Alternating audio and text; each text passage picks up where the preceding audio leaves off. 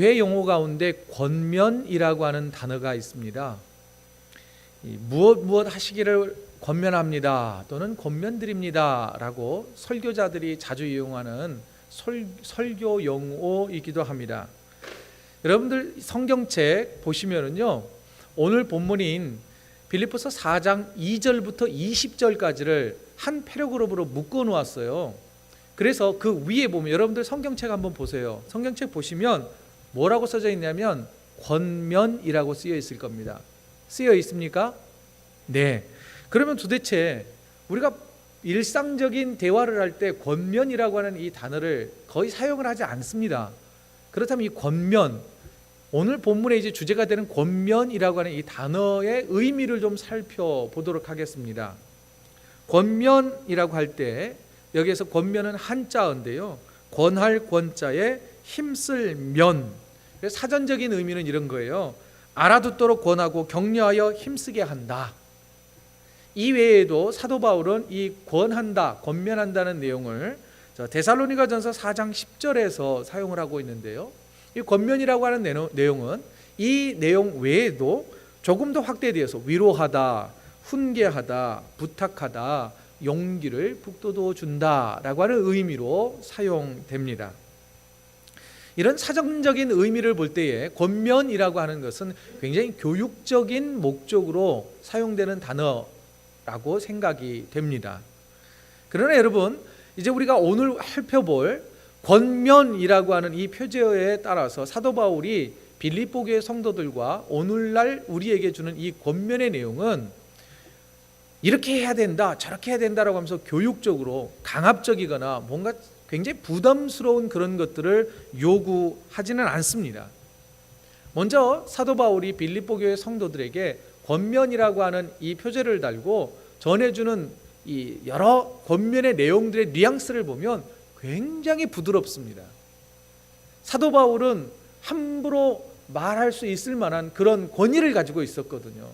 이렇게 하세요, 저렇게 하세요 할 수 있었음에도 불구하고 사도 바울이 전하는 모든 메시지는 그렇게 하면 어떨까요? 라고 하는 그런 식으로 권면을 해주고 있습니다. 그러면서 사도 바울은 이 권면에 앞서서 여러분들과, 사도 바울이 성도 여러분들과 나와의 관계가 어떤 것인지 저는 좀 언급하고 싶습니다 라고 말을 이어가는데, 본문 1절의 말씀을 한번 같이 보실까요? 1절입니다. 같이 읽죠. 시작. 그러므로 나의 사랑하고 사모하는 형제들, 나의 기쁨이요 면류가 아닌 사랑하는 자들아, 이와 같이 주 안에 서라. 사도 바울은 빌립보 교회 성도들을 향하여서 이렇게 이야기합니다. 나의 사랑하고 사모하는 형제자매 여러분, 여러분들은 나의 기쁨입니다. 여러분들 때문에 내가 하나님 앞에 서면 면류관을 받게 될 것입니다. 여러분들은 둘도 없는 하나님 안에서 형제요 자매입니다 라고 먼저 말을 떼고 있습니다. 저도 설교를 하다가 사랑하는 성도 여러분이라는 표현을 한 번 내지 두 번 사용합니다. 여러분, 제가 여러분들을 향하여서 사랑하는 성도 여러분 하고 할 때, 제가 여러분들을 사랑한다고 하는 그 말, 이 표현을 그저 관용적인 언어로, 사랑하는 성도 여러분 하면 목사님이 이제 설교를 거의 마무리할 때가 되었구나, 이렇게 생각하십니까? 아니면 빈말 하네, 입술에 침이나 바르고 말하지, 이런 생각이 드십니까? 아니요. 제 마음속에서 사랑하는 성도 여러분이라고 말하는 것은 100% 리얼입니다. 물론 사도 바울이 빌립보 교회 성도들을 향한 그 사랑, 아가페의 그 사랑, 예수님이 보여주셨던 그 사랑, 하나님의 그 사랑과는 비교할 수 없는 그런 모습이긴 하지만, 여전히 부족하지만 여러분들을 향한 저의 사랑은 순도 100% 믿어주십시오. 여기에서 말하는 사랑은 남녀간의 사랑을 말하지 않습니다.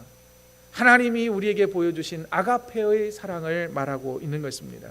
아가페의 사랑은요, 모든 것을 주어도 아깝지 않는 그런 사랑입니다.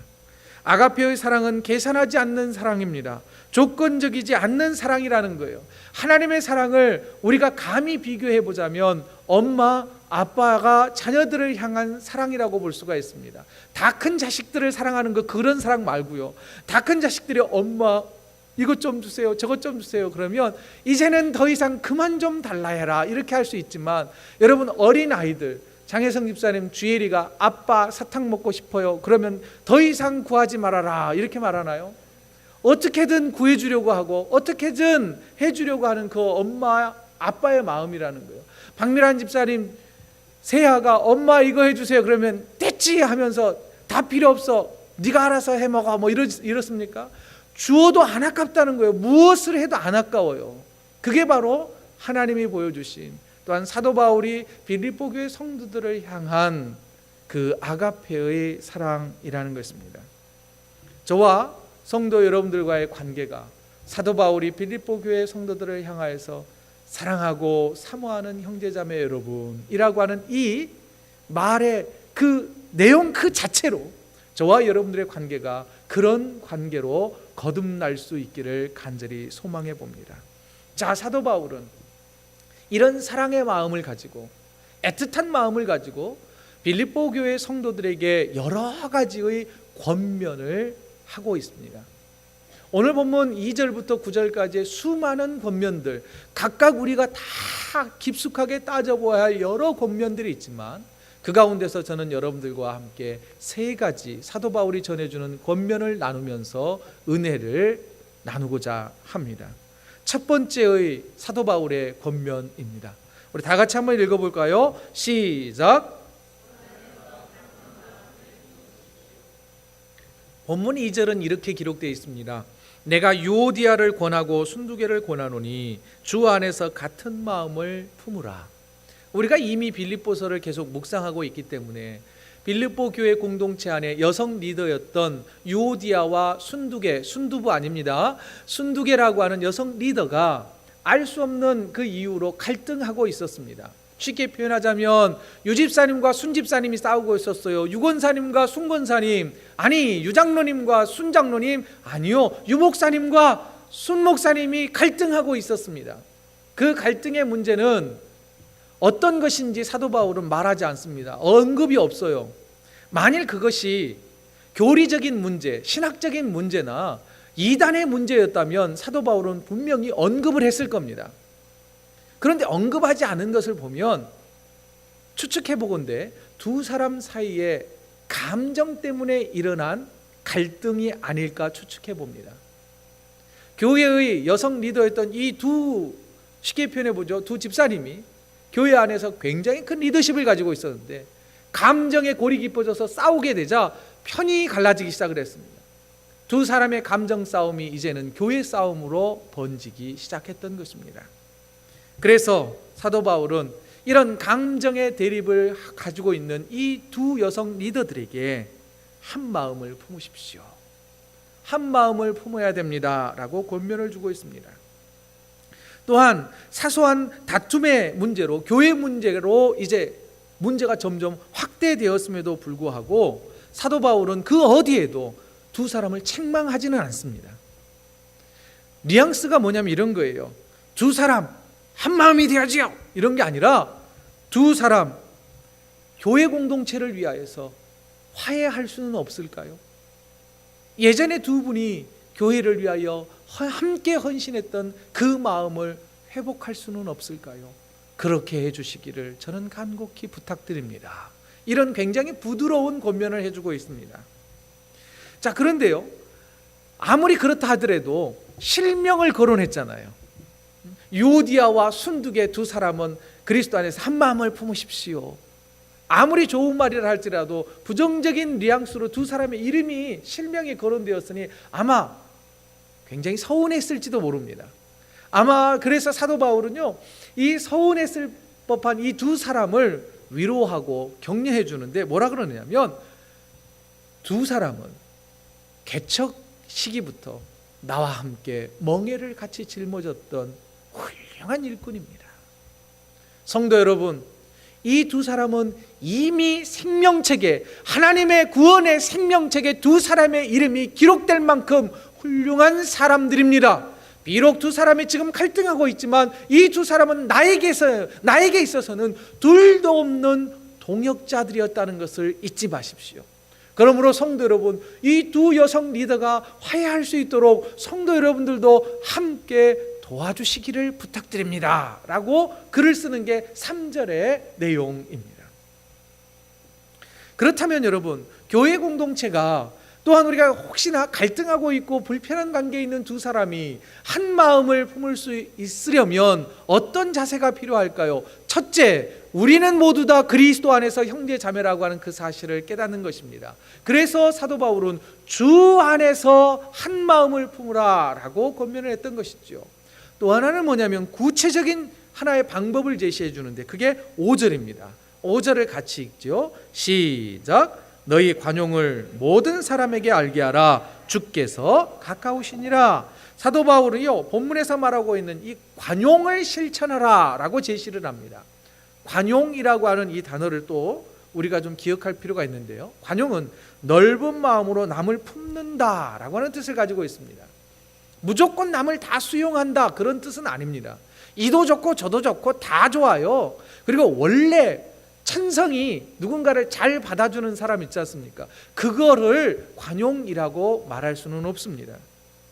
자, 지금 사도 바울이 말하는 관용은요, 첫째는 나 개인적인 관용의 태도와 상대방과의 관용의 태도를 두 가지를 언급해 주고 있습니다.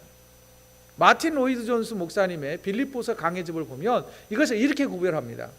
나를 향한 관용은 뭐냐면 나 스스로 내 감정을 잘 통제하는 것이다 이렇게 말해주고 있습니다.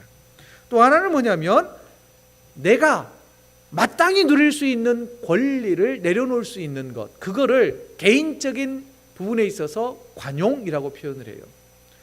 상대방과에 있어서의 관용은 우리가 익히 잘 아는 것처럼 상대방과의 태도에 있어서 굉장히 세심하게 배려하는 태도, 이것을 관용이라고 표현합니다. 이걸 종합해 보면 뭐냐면 관용이 넘치는 사람은 스스로를 잘 통제하고 남의 잘못에 대해서 너그럽게 여겨주고 상대방의 결점을, 실수를 잘 덮어주는 그런 사람, 이게 바로 관용이라는 것입니다.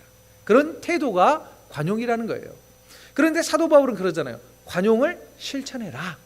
이 말은 뭐예요? 두 사람이 지금 서로의 허물을 덮어줄 수 없기 때문에, 자신의 권리를 주장하고 있기 때문에, 감정 싸움하고 있기 때문에 관용을 실천하면 자연스럽게 한 마음이 될 수 있습니다 라고 권면을 해주고 있습니다. 사랑하는 성도 여러분, 그런데 관용을 실천할 때 오늘 본문을 또 보면 모든 사람이 알 수 있도록 관용을 실천하라는 거예요. 나 혼자만 그렇게 해서는 안 된다는 거예요. 주변 사람들도 그래, 맞아, 저 사람이 변했구나, 저 사람이 이 사도 바울이 전하는 관용을 실천하고 있구나, 모든 사람이 다 알도록, 이 말은 그 누구에게나 똑같이 온정을 베풀고 실수를 덮어줄 수 있는 그런 신앙의 태도를 가져야 된다라고 말해주고 있습니다. 그런 누군가의 실수를 잘 덮어주었던 사람이 누가 있을까요? 예수님이죠. 우리는 모두 다 죄인 아닙니까? 그런데 우리를 용납해 주시고 용서해 주시고 덮어주시고 감싸주시고 또한 우리를 격려해 주시는 그 예수님의 관용의 태도를 본받으라 라고 우리에게 권면하고 있습니다. 성도 여러분, 우리 교회 공동체가 하나 되기 위하여서 남을 나보다 낮게 여기고 남의 실수를 너그러이 용서해 줄 수 있는 주님의 마음을 본받는 저와 여러분 되어지기를 간절히 바랍니다. 두 번째입니다. 사도 바울의 권면 두 번째, 같이 읽습니다. 시작. 주 안에서 기뻐하십시오. 4절은 이렇게 되어 있습니다. 주 안에서 항상 기뻐하라. 내가 다시 말하노니 기뻐하라. 여러분, 베토벤 교향곡 5번 뭔지 아십니까? 운명입니다. 운명. 운명은 어떻게 시작하나요? 빰빰빰빰 빰빰빰빰. 그 다음 몰라요. 그래 한참 듣다 보면 이게 운명교향곡인지 뭔지 우리가 잘 모르거든요. 클래식의 문외한이기 때문에 저 같은 사람은요. 그런데 한참 듣다 보면 빰빰빰빰 또 나와요. 아, 계속 아직 안 끝났구나. 또 조금 있으면 빰빰빰빰 또 나온단 말이에요. 교향곡의 특징은 주요 멜로디가 반복되는 그런 특성을 가지고 있다고 그래요. 사도 바울도 그래요. 빌립보서를 써가는데 이 짧은 글에서 핵심 키워드를요 계속 반복하는데 그 핵심이 뭐냐면 기뻐하라 라고 하는 것입니다. 그래서 사도 바울의 이 빌립보서를요 기쁨의 서신, 기쁨의 편지라고 부르는 이유가 거기에 있습니다. 여러분, 이 키워드가 기쁨인데요, 사도 바울은 이 기쁨을 어떻게 유지하라 그러냐면 항상 기뻐하래요. 항상. 영어로 말하자면 always라고 표현하고 있습니다. 데살로니가 교회에 편지를 보낼 때 사도 바울은 똑같은 말을 했어요. 뭐라 그랬냐면 데살로니가전서 5장 16절에 보면 항상 기뻐하라 이랬단 말이죠. 여기서 또 항상이라는 단어를 always라고 이렇게 표현하기도 하고 번역하기도 하고, 다른 어떤 주석을 봤더니 이렇게 돼 있어요. all circumstance, 모든 상황이라고 표현을 합니다. 결국 뭐냐면 모든 상황 속에서도, 그 어떤 상황 속에서도 기쁨을 잃어버리지 않도록 하십시오 라고 하는 권면이라는 것이죠. 여러분, 사실 이 기뻐하십시오라고 하는 권면을 하고 있는 사도 바울의 당시의 처지는요 기뻐할 수 없는 상황이었지요. 로마 감옥에 갇혀 있지 않았습니까? 역사가들이 이렇게 말합니다. 로마 감옥은요 지하 2층에 있었대요. 지하 2층이 있었는데 그 지하 2층에 음습하고 습한 그곳에 사도 바울이 갇혀 있었다고 그럽니다. 빌립보서에도 뭐라 그러면 내가 이 쇠고랑에 처해 있다는 거, 착고에 매어 있다 이렇게 표현합니다. 그곳에서 언제 죽을지 모르는 그런 상황 속에서 사도 바울은 뭐라 그러냐면 나는 기쁩니다. 나는 기쁩니다. 누구 때문에? 주님 때문에 기뻐합니다. 여러분들도 나와 함께 주 안에서 기뻐하십시오 라고 지금 빌립보 교회 성도들에게 권면을 해주고 있습니다. 여러분, 어떤 상황 속에서도, 모든 상황 속에서도 기뻐할 수 있다라고 하는 것은 이게 보통 일이 아닙니다. 보통 어려운 일이 아니란 말이죠. 그러나 성령께서 우리에게 기쁨을 주시는 한 우리는 어떤 상황 속에서도 기뻐할 수 있다고 하는 사실입니다. 우리의 힘과 능력과 의지로는 기뻐할 수 없지만 하나님이 기쁨을 허락해 주시면, 성령이 충만해지면 기뻐할 수 있다는 거예요. 초대교회 성도들이 그랬습니다. 예수 그리스도의 성령이 충만해져서 오순절 성령 사건, 이 사건 이후의 성도들은요 겁없이 그리스도를 전하다가 옥에 갇힙니다. 심한 매질을 당합니다. 모욕스러운 욕을 당하기도 하지요. 그럼에도 불구하고 그들은 감옥에 갇혀서 기뻐하며 찬송했다고 성경은 기록합니다. 더욱이 우리 한국교회의 아주 훌륭했던 목회자 가운데 이미 우리가 한번 언급했던 손양원 목사님 기억하시죠? 두 아들이 죽었지 않습니까? 그 장례식에서 손양원 목사님 뭐라고 기도하냐면 감사한대요. 어떻게 그런 감사가 있을 수 있습니까? 두 아들이 총에 맞아 살해가 되었는데 말입니다. 그것은 주님이 그에게 기쁨을 잃어버리지 않도록, 평안이 깨어지지 않도록 주님이 그를 붙들고 계셨기 때문에 가능한 거 아니겠습니까? 사도 바울은 우리에게 말합니다. 주님이 우리를 붙들도록 우리 자신을 주님께 메어놓으라, 이렇게 우리에게 권면해 주고 있습니다. 반면 우리는 어떻습니까? 주님 안에서 우리는 참된 기쁨이 있습니까? 우리의 기쁨은요 외부에서 채우려고 합니다. 내부로부터, 우리의 심령 안에서, 우리의 영혼 안에서 기쁨이 막 쏟아져 나와야 되는데 밖으로부터 기쁨을 채우려고 아등바등 한단 말이죠. 물질과 사회적 업적과 성공의 자리에 있을 때, 외부적으로 뭔가 채워질 때 우리는 기쁘다 말합니다. 그러나 여러분, 그 채워지는 것은 한계가 있어요. 언제까지 성공의 자리에 있을 수 있겠습니까? 언제까지 건강할 수 있겠습니까? 언제까지 부자일 수 있겠습니까? 부자가 되세요. 그러나 그것도 영원하지는 않단 말이죠. 한계가 있다는 것입니다. 그러나 여러분, 주님이 주시는 기쁨은 조건적이지 않습니다. 제한적이지도 않습니다. 세상이 주는 기쁨과는 질적으로 다르다는 거예요. 그래서 보혜사 성령께서 우리에게 평안을 주시는데, 주님이 주시는 평안과 기쁨은 세상이 주는 것과 다르다라고 분명하게 성경은 말해주고 있습니다. 성도 여러분, 저와 여러분들이 추구해야 할 기쁨은 뭐냐면 변하지 않는 기쁨을 추구해야 합니다. 흔들리지 않는 기쁨이어야 합니다. 그 누구도, 그 어떤 상황 속에서도 빼앗기지 않는 기쁨을 우리는 간직해야 하는 것입니다. 그런 기쁨은, 다시 강조합니다, 주님 안에 있을 때 그게 가능한 것입니다. 그래서 빌립보서 3장 8절에서 사도 바울은 이렇게 말하지 않았습니까? 세상의 모든 것들 다 잃어버리고 나는 예수를 얻었다. 예수를 얻음으로 말미암아 내 삶 속에서는 항상 기뻐할 수 있는 힘이 생겨났다.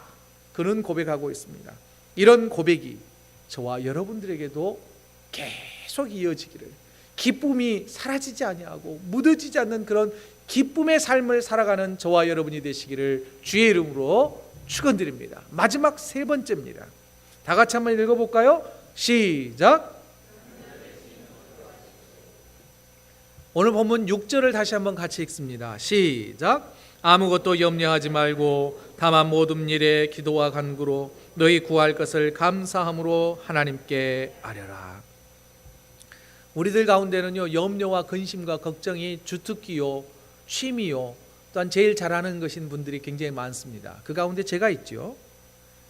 심리학자 어니 젤린스키라는 분이 그의 책에서요, 그의 모르고 사는 즐거움이라는 책에서 우리가 일상적으로 하는 염려를 이렇게 구분을 해놓았습니다. 우리의 염려 가운데 40%는 절대 일어나지 않을 것에 대하여서 염려, 걱정한다는 것입니다. 30%는 이미 과거에 일어났던 과거의 일 때문에 염려하고 걱정한다는 것이죠. 22%는 아주 사소한 일, 굳이 신경 쓰지 않아도 될 일에 대해서 염려하고 걱정합니다. 4%는 걱정해도 우리가 어떻게 할 도리가 없는 그런 것에 대해서 걱정한다는 겁니다. 단 4%만 문제를 해결할 수 있는, 우리가 염려하고 걱정하고 준비하고 예비해서 해결할 수 있는 문제는 단 4%밖에 되지 않는다라고 그의 책에서 이야기합니다. 이 연구 결과에 의하면 우리는 지나치게 걱정을 많이 하며 살죠. 아니, 4%를 잘 보시면 염려하고 걱정해서 해결할 수 있는 문제잖아요. 그렇게 따져놓고 보면 우리가 염려할 것은 하나도 없게 되는 것입니다. 옆 사람에게 우리 한번 권면해 보죠. 너무 염려하지 마세요. 한번 해보시죠. 너무 염려하지 마세요. 사실 염려는요, 어떤 상황, 어떤 문제로부터 염려가 시작되기는 하지만 오히려 우리의 마음과 생각으로부터 먼저 염려가 시작됩니다. 그 상황이 나타나든 나타나지 않든 항상 우리의 마음과 생각 속에는 염려를 달고 산단 말이죠. 걱정하지 말아야지. 내가 이제부터 염려 안 해. 하지만 그 생각이 끝나자마자 뒤돌아서서 염려와 걱정을 하는 것이 우리의 삶입니다. 더 큰 근심과 걱정과 불안 속에서 살아가게 됩니다. 꼬리에 꼬리를 물고 떠오르는 불안한 마음이 우리를 절대 놓지 않습니다. 저희 아내도 굉장히 꿈속에서도 막 걱정하고 근심하는데 오늘 아침에 일어나자마자 어제 꿈에 박창환 전사님이 애를 낳았대요. 어제 꿈에 애를 낳았는데 쌍꺼풀이 있대.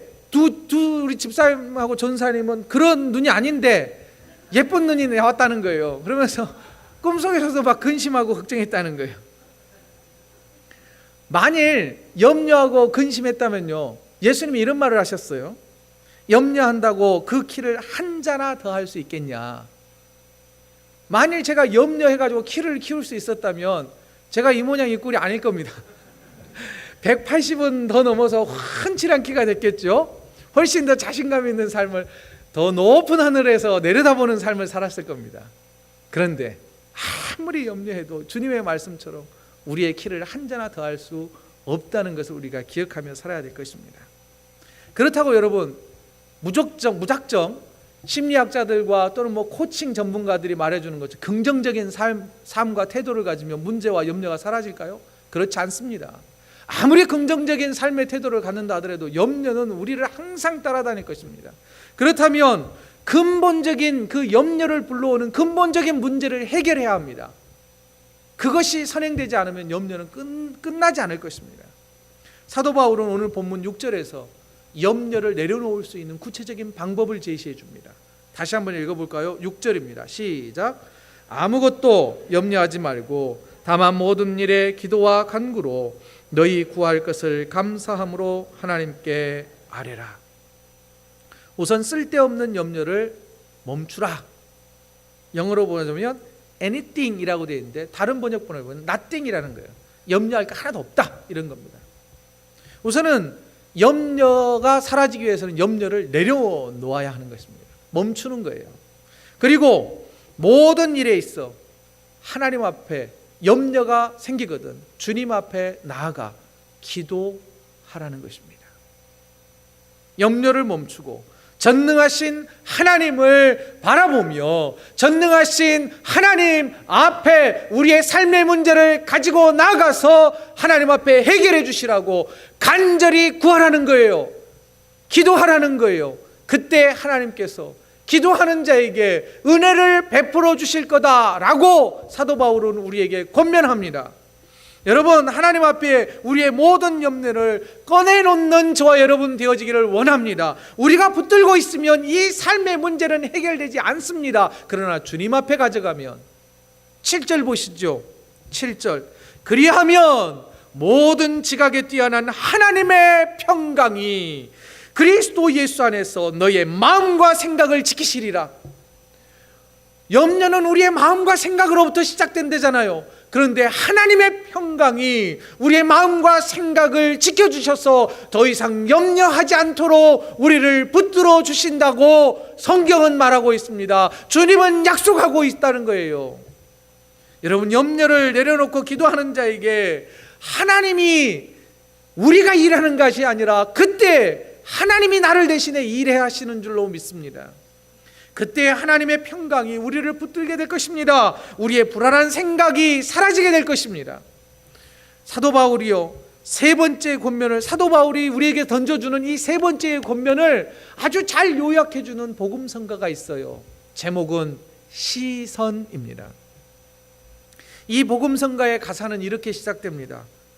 내게로부터 눈을 들어 주를 보기 시작할 때, 삶에 염려가 있을 때, 근심과 걱정이 있을 때, 내가 해결할 수 없는 문제를 바라볼 때에는 절망뿐이에요. 그러나 시선을 돌려서 주를 보기 시작할 때 주의 일을 보겠네. 주님이 일하시기 시작한다는 거예요.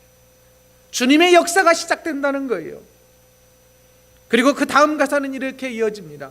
내 작은 마음 돌이키사. 근심과 걱정에 눌려서 한없이 작아져 버리고 오그라들고 쪼그라들어 버린 우리의 걱정과 근심으로 가득한 내 마음을 돌이켜 주신다는 거예요. 그림으로 말미암아 그래서 우리에게 하늘 꿈을 꾸게 하신다는 거예요. 하늘 소망을 보게 하신다는 거예요. 언제요? 문제를 바라보지 아니하고 초라한 내 모습에 시선을 집중하지 아니하고 전능하신 주님을 바라볼 때에. 계속 가사는 이렇게 이어집니다. 모든 시선을 주님께 드리고 살아계신 하나님을 느껴야 한다는 거예요. 그때 내 삶은 주님의 역사하시는 삶이 되고 내 삶의 역사는, 내 삶의 여정은 주님이 나를 이끌어 가시는 히스토리가 될 것이며 하나님이 일하시는 그 시작을 우리가 맛보게 될 거라는 것입니다. 사랑하는 성도 여러분, 이 고백이 우리의 고백이 되어지기를 원합니다. 우리 이 시간 다 함께 후렴만 한번 함께 찬양해 볼까요? 다 같이 한번 찬양하겠습니다. 모든 시선 주님께 드리고 살아계신 하나님을 느낄 때, 살아계신 하나님을 느낄 때 내 삶은 주의 역사가 되고 하나님이 일하기 시작하는, 한 번 더 모든 시선을 주님께 드리고 살아계신 하나님을 느낄 때 내 삶은 주의 역사가 되고 하나님이 일하기 시작하네. 아멘입니까? 아멘입니다. 아멘입니다. 이제 우리의 힘과 능력이 해결할 수 없는 삶의 문제를 만났거든. 삶에 염려가 가득하거든 그것을 주님 앞에 내려놓으시고 전능하신 하나님을 바라보십시오. 그리고 신실한 예배자로 다시 일어서십시오. 염려로 인해 잃어버렸던 감사를 회복하십시오. 그때 전능하신 하나님께서 흔들리는 우리의 마음과 생각과 믿음을 지키시고 보호하셔서 주님이 주시는 평화를 회복하게 하실 줄로 믿습니다.